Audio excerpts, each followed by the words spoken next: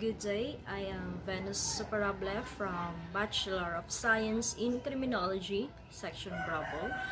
For today, I will discuss about the contrast of early forms of punishment and the modern form of punishment and their forms of punishment. So now, let's begin. Early form of punishment was designed to give the public a view of what happens when a certain offense is committed, while the modern punishments are mainly to isolate the given offender from society in a reform atmosphere. So first, we have early form of punishment.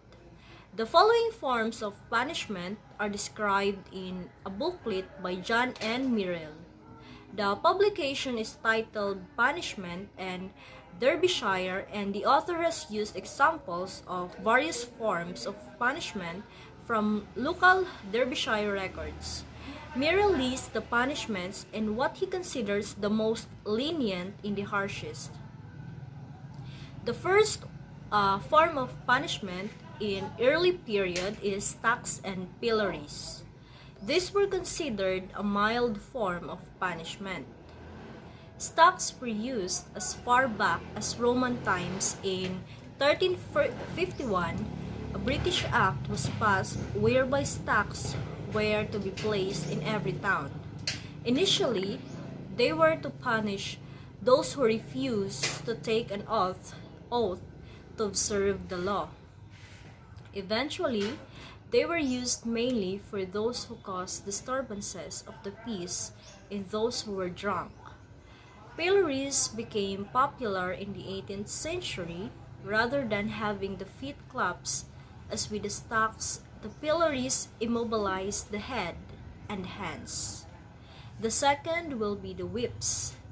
Pillories were sometimes used as whipping posts. In 1791, whipping of females ceased. The third one will be the houses of correction. During the reign of Elizabeth I, it was passed that all shires have at least one house of correction for rags, vagabonds, and sturdy beggars. These places were used until 1839 with the passing of the Police Act. So the fourth one is the gossip's bridle. An iron frame was placed over the head. It had a gag or a plate or sometimes a sharp knife or pointed metal, which was placed in a woman's mouth to prevent her from moving her tongue. With the bridle in place, the woman was led through the streets by an attached chain or was chained to a whipping post and subjected to insult and degradation. The fifth one is the docking stool. This was used mostly for brawling women from around 1560 to 1750. A culprit was placed on a stool attached to a wooden arm which swiveled from an upright post beside a pond. The number of dockings was usually 3. Next, we have lockups. These replaced the pillories and usually housed brawlers and drunkards. They were also used as overnight accommodation for prisoners being transported across the countries. And the seventh one will be the country gaol. Although each country had its own sheriff in 1566, not all countries have gaols until some 50 years later. They presented terrible conditions and were often riddled with disease and overcrowded. Debtors were also incarcerated in the country gaols. Next, we have branding. In the 7th century, a convicted man could claim benefit of clergy. For exemption, he had to prove to the court that he could read and so was regarded as being a clerk. The left hand was branded with a hot iron. Branding was sometimes done on the clerk on the cheek. It was abolished in 1822. And the ninth one, we have death of witchcraft. During the reign of James, from 1603 to 1625, it is believed that more than 3,000 witches were executed. Witch hunting became popular sport and many protested their innocence but were hanged. It was finally abolished in 1736. So next we have transportation. Criminals were transported to America between 1718 and 1772 until it was halted by the American War of Independence.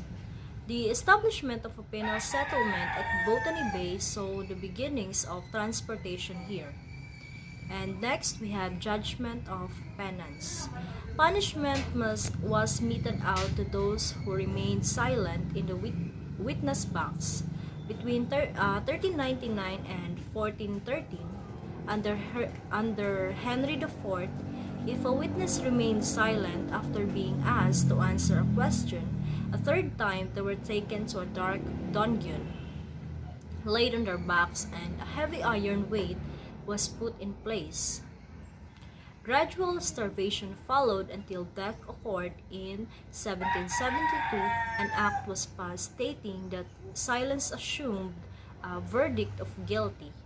In 1827, a further act assumed that silence was a plea of not guilty. Next, we have a capital punishment. So the death penalty was frequently used up to 1829. After that, it was only used for crimes of murder of high treason.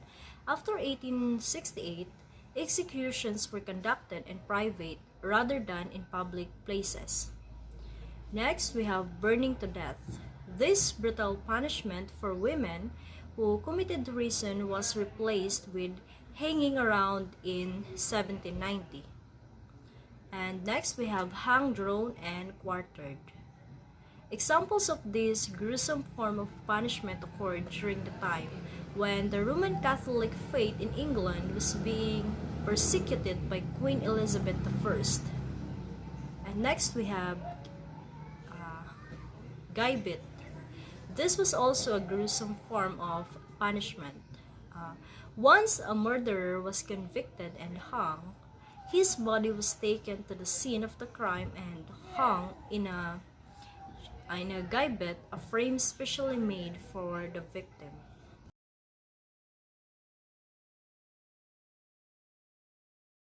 So now let's done discussing our early forms of punishment. So now let's proceed to our contemporary forms of punishment. So contemporary forms of punishment, first we have imprisonment. So imprisonment meaning putting the offender in prison for the purpose of protection in the public against criminal activities, and at the same time rehabilitating the prisoners by requiring them to undergo institutional treatment programs. So second, we have parole, a conditioned release of a prisoner after serving part of his or her sentence in prison for the purpose of gradually reintroducing him or her to free life under the guidance and supervision of a parole officer. So third, we have probation, a disposition whereby a defendant, after conviction of an offense, the penalty of which does not exceed 6 years imprisonment, is released subject to the conditions imposed by the releasing court and under the supervision of a probation officer. And that's all for today, and God bless.